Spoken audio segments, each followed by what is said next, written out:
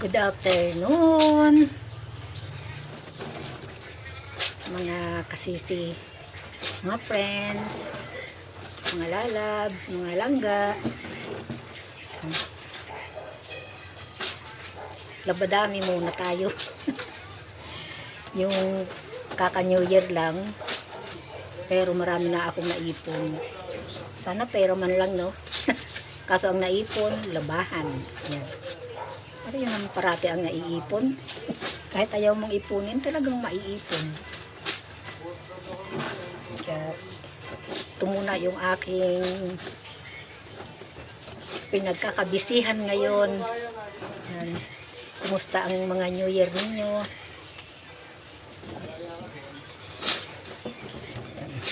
Ako ang New Year ko. Siyempre, sa simbahan, doon pa rin. Wala naman akong ibang pinagkakaabalahan.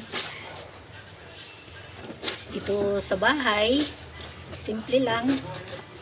Kung ano yung nariyan na pagsalusaluhan. Hindi ako nag-iisip ng kung ano-ano na mga susunod sa kung ano-ano mga pamahiin. Hindi naman ako sa kumukontra sa mga mahilig sa pamahiin. Kaya lang kasi, siguro unang-una, wala din naman akong panggasto sa mga pamahiin na yan. No? Yung mga prutas na 13.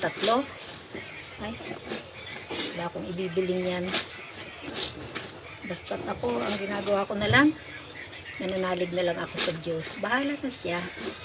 Ako, ano yung gusto niya para sa akin, para sa amin. Ang parati lang naman kasing dasal ko, yung maging maayos lang ang kalusugan namin lahat.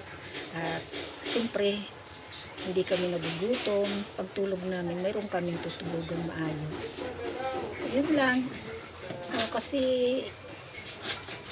mahirap. Mahirap yung umiling ka ng sobra-sobra na tapos hindi mo naman makakamit, diba?